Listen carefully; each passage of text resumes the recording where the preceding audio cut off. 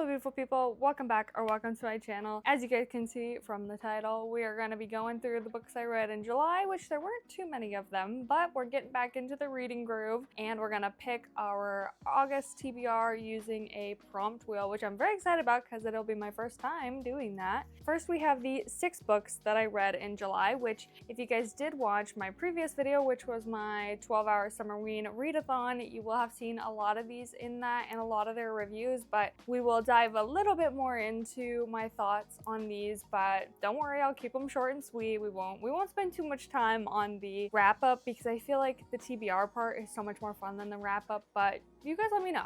Do you guys actually like listening to people talk about what they read and what they thought about it? Or do you just want to see what's coming up next? I don't know. I feel like there's a lot of mixed feelings. I think a lot of people will skip past the reading wrap up, but I'd like to know what you guys do. First, at the beginning of July, I read Two Can Play by Ali Hazelwood, which is her newest novella. And I actually really enjoyed this. It was cute. I think I rated it about a 4-star. I think that's what I'm landing on. If you wanted a cute, fluffy, fast romance, I would recommend this. Going right along with that Ali Hazelwood book, we read Mate by Ali Hazelwood in my Summerween readathon. I was really stuck between a 4.5 and a 5-star for this book because I really liked this book by her and I wasn't expecting to like it so much because I felt like Bride wasn't one of my favorite Ali Hazelwood books ever. I mean, it was good. I think I rated it like a 4-star, which is still a high, that's a very high rating, especially to a lot of people. I actually feel like I liked this one just a little bit better. You do get Bride's characters and then you get like more of their story of like the what happened after, you know, like you know in a rom-com when at the end they like do like a scene of their wedding or something, or even in a book when the epilogue is like them getting married or having kids, whatever. It's fun in a romance or like paranormal romance even to be able to see like glimpses of other characters and like what they've been doing since the last book ended, you know? So that was cute in this one. I ended up landing on a 4.5 star for this one, which is still a really high rating, and maybe a lot of people would argue that this book doesn't deserve it just because it is, again, just like a fluffy paranormal romance. Maybe not the most innovative book ever, but I do think that it was really fun to read and I really enjoyed it. It was a really good start to the readathon. The only thing that like for me didn't bring it to a 5-star was the ending. There was some conflicts with the male lead, Cohen, having to make a really hard decision in his life, and I feel like they kind of glossed over him making that decision. Like I feel like it was really fast and I was kind of hoping for more of a conclusion with that wasn't rushed, and so that kind of dropped it that half a point for me, but otherwise it was really good. And then again from the readathon, we read Their Monstrous Hearts. I think I was going between a 2.5, 3-star, and I honestly think it's a 2.5 star for me. Since that video was filmed, I've sat on it a little bit. I just really didn't feel connected to the characters in this book like I thought I would, which is really unfortunate because again, I have a really pretty copy of it, like the butterflies on the sprayed edges. I think that premise is cool. It's a gothic horror novel. I just was expecting something with more of a twist from what I had read from reviews. I expected it to be something that I couldn't guess. I did kind of guess the ending pretty spot on, so I didn't really feel like there was that big of a twist to it, which was just a little disappointing. I just think this book necessarily wasn't for me, but I think a lot of people would probably like it. Again, with the Summerween video, I read most of the books from July from that video, so I apologize for it feeling like I'm just going over that video again. Anyways, then we read The Night of Baba Yaga, which I rated this a 2.5 star. Again, it was a quick read. It did read like the first half of it read like a action movie, like you're very John Wick, Taken. Like some of the writing in this with how it was like fast paced and like fun to read in a way, like where it's just like you're waiting for the next sentence, reminded me of like a Wattpad or like AO3 fanfiction in a way. That's a compliment from me. I mean, I used to stay up reading really fast paced Wattpad stories all the time, but that's just kind of something that it reminded me of. The only thing is like there are definitely some gnarly themes to this book, not necessarily in a good way, like they would be triggering for a lot of groups. So if you do want to read it, check the trigger warnings first, please. Then I finally finished my first Annabelle Monaghan book finally, and that was Summer Romance, and I rated this a 4.5 star. I really enjoyed that it was a contemporary adult romance. I mean, you're not following teenagers, it's not a YA, you're following adults who have real life problems, things that are relatable, and especially for adults. And I really enjoyed that about this book. Honestly, the romance in this book wasn't even like my favorite part. I think the slice of life stuff was more my speed in this novel. I liked seeing her with her family friends. I liked hearing her talk about her mom, how she was navigating life as a now single mom. I think that those were probably some of my favorite parts about this book. I definitely would recommend this, especially if you want a summer romance read that is perfect for this season right before we are starting to go into fall. If you wanted to pick up something summery to fully live in the rest of this heat, I would pick this up if I were you. And then last but certainly not least, I read Remarkably Bright Creatures by Shelby Van Pelt, and I rated this a 6-star. This book, a masterpiece in my head. I still need to watch the movie, which you guys can watch out for a video soon to see my thoughts against the book versus the movie, but this book was amazing to me. I loved it. Again, just like summer romance, there's a lot of really realistic problems that the main characters are dealing with and really real things in life that they have to come to terms with. Like, you can't always get the answers that you seek. You do grow old and you maybe won't have the exact life you thought you would have lived by the time that you get older. And also at the same time, new amazing things can happen in your life that you never would have guessed. It was really sweet and wholesome and heartfelt to me to read a lot of Tova's sections, and I did actually read the audiobook along with it. Like, I was listening to it while I was reading it, and I really enjoyed the voice actors for this book. I think they did a really good job, and I really liked Marcellus, and I even really liked Marcellus's voice actor. Like, I feel like it just fit so well. So if you do want to pick this up, I would recommend dual reading it with the audiobook if you can, because it was amazing. But I would 100% recommend this book to anyone and everyone. It is fantastic, and it's definitely not what I was expecting. It's also set in the Pacific Northwest, which is where I'm from, and that was really sweet. And there was a lot of really sweet themes like found family and self-growth, also a little bit of mystery. Like, there were things to pull you into the next chapter, and I really enjoyed that. So those are the 6 books that we read in July, and I think it was a really fun reading month. There was a lot of ups and downs of how the books were going. Like, there was a lot of really good reads and a lot of not so great reads, which will probably be on hold at some point. I don't know that I'd ever reread some of those books. We're gonna get on to the fun part of this video, and we're gonna start picking our August TBR. Okay, I've got a wheel that I've added 60 prompts to. 60 TBR prompts to. Just a bunch of random stuff like a title with a number in it, or a debut author, or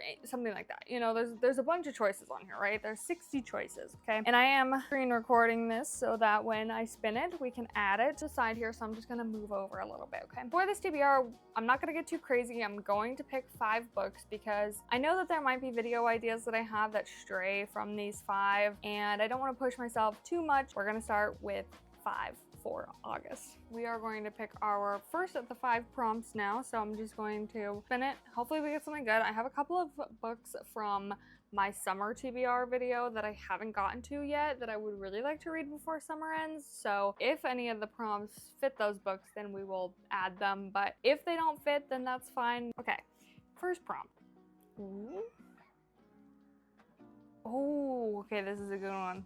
The shortest book on my TBR. Okay, I found a couple of short books on my TBR. While one is shorter than the other, I wanted to have some options. So first is The Territory of Light. This is, let's see how many pages exactly it is. This is 103 pages. That's pretty short. This is a kind of coming into oneself story. This woman was left by her husband and she's got a young child, so she moves to a brand new Tokyo apartment by herself with her daughter, and she's trying to find how to navigate this new life of hers and all these changes. But it's just kind of a story of life and what happens to a lot of people, and it's not going to be like super fun romance. It's something a bit more raw and real, and I think that is always a good breakup from all of these little romances and fantasies. It's nice to get something a little bit more hard-hitting every now and then. So this is one option. The other option is Diary of an Oxygen Thief, which this one I think is shorter than that one. It is 151 pages, so it is about 30 pages shorter than Territory of Light. This is again a raw and real story. I think that this is a very like artsy kind of book. I think because this one is 30 pages shorter, we are gonna pick Diary of an Oxygen Thief over Territory of Light, but I do really want to read this one soon as well. Then for our second book prompt for TBR, ooh, okay. An author I've never read. That's exciting. I know that I have plenty of books from authors that I've never read. One of these was a book that I wanted to read in July, but I just couldn't get to it, and that is Phoebe Berman's Gonna Lose It by Brooke Averick, and I have never read a book by them, so I'm very excited about this one. So this is definitely a really good option. I also think this cover is just so cute. I'll read you a little part of the blurb. Is it possible to find true love when going on a date makes you want to throw up? Meet Phoebe Berman. Despite being a hopeless romantic, she's about to be a 30-year-old virgin. Thanks to an extremely uncomfortable first kiss attempt, crippling intimacy anxiety has plagued her since she was a teen. Again, there's a lot of realistic problems in this book with a lot of people dealing with really bad anxiety. I grew up with really terrible anxiety, and then a lot of people have intimate anxiety on top of that. And I think that this book is going to be such a unique take on a, you know, trying to find a boyfriend as an adult kind of book, and this one's definitely really exciting. Another one of my books that I've been wanting to read over the summer is The Secret Lives of Murderers' Wives. You guys have heard me talk about this so many times, and that is by Elizabeth Arnett, which I've never read a book by them either. This one is a book where 3 women who have serial killer husbands that have been convicted get together to solve crime with their knowledge of their husband's criminal doings. So then they band together to solve crime, which is cool. And I know I have plenty of other books by authors I've never read before, but I think we're gonna go with Phoebe Berman's Gonna Lose It because it's just cutesy. It's summery, it's pink, I love it, and I'm trying to soak up that last bit of summer because I am so excited for fall. So this is gonna be the second book on our TBR. For our third prompt, let's give it a spin. I'm hoping for something good. There's a lot of really good prompts on here, honestly. There's not many that I would be mad at. Ooh, okay. A book I've heard nothing about. This one I could also do many books for because there's plenty of books that I've just never heard any other book talkers talk about. So we've got some really good options for this one, I think. For a book I've heard nothing about, first, this one has been on my TBR for quite some time. I don't even know how long at this point, and that is Yolk by Mary H.K. Choi. This is a tale of 2 sisters, Jane and June. It says, June is 3 years older, a classic firstborn narc with a vile finance job and a soulless apartment, according to Jane.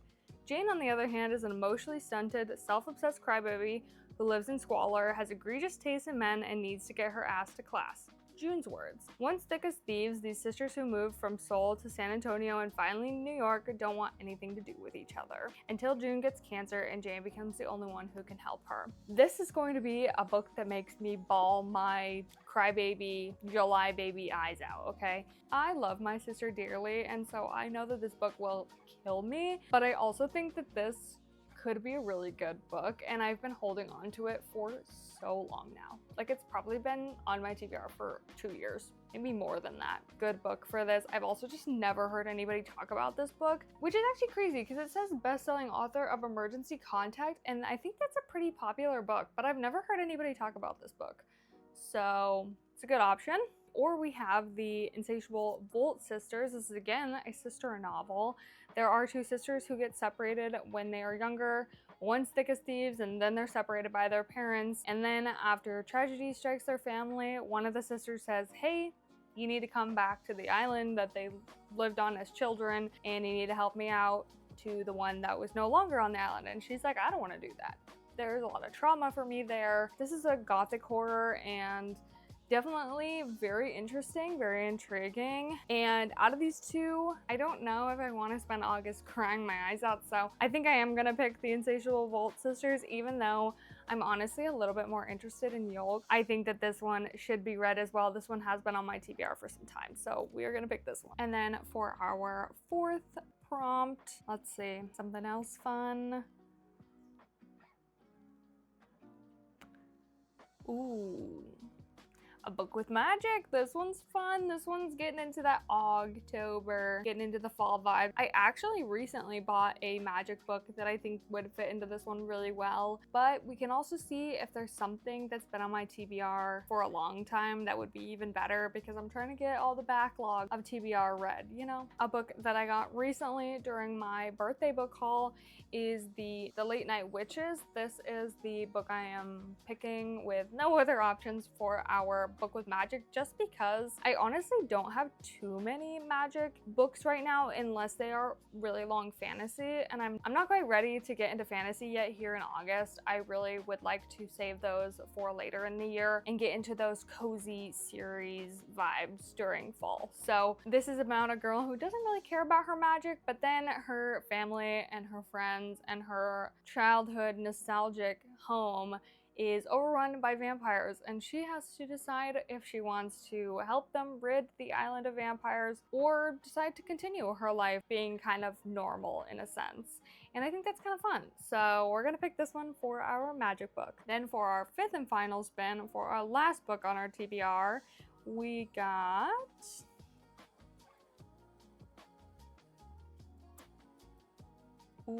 a book I predict will be 5 stars. This is always a fun one. There are a couple that we could also decide for this one. I want to keep up with some summary books for August and not fully jump right into fall quite yet, because you know, I did Summerween in July and I'm super excited for fall, but I want to like deep dive head first into fall once September hits, honestly. So we're gonna try and keep up with some summer vibes, and I predict both of these books could be 5 stars. Sure, they're not the most marvelous books on my TBR that could be 5 stars. Like I have some Stephen King books that could be really good 5 stars, some really long 500-page romance books that could be 5 stars, and even some 200-page fiction novels that could be 5 stars. But I have 2 Emily Henry books that I've never read, and I would like to choose one of them to be on our TBR for August. I really enjoyed People We Meet on Vacation that I read in June, and I want to read more of her work because so many people are obsessed with it, and these are both very summery. And this one is giving I think it's a second chance romance. Like they were college lovers and then they broke up, and then they never told their friends that they broke up and were kind of just pretending to still be together, but they still wanted to be together, so they're trying to find their way back to each other is what I'm getting from this book. And then this one, again, we've got polar opposites. We've got some rivalry here. We've got a best-selling romance author and a literary fiction author, and they get pushed in forced proximity at the beach together, and they've got to work together to kind of overcome some writer's block. And so they work together and they fall in love. I think I'm going to choose this one again because it was already in my summer TBR, so I'd really like to read it. All right, those are our 6 picks.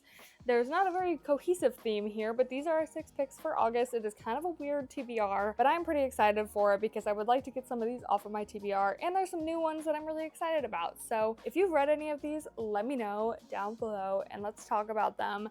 And if you guys are excited to see me read any of these, let me know because I always love to do a reading vlog. That's gonna be all for this wrap up and TBR video. I hope you guys enjoyed and are excited for these books along with me, and I will see you guys in the next video.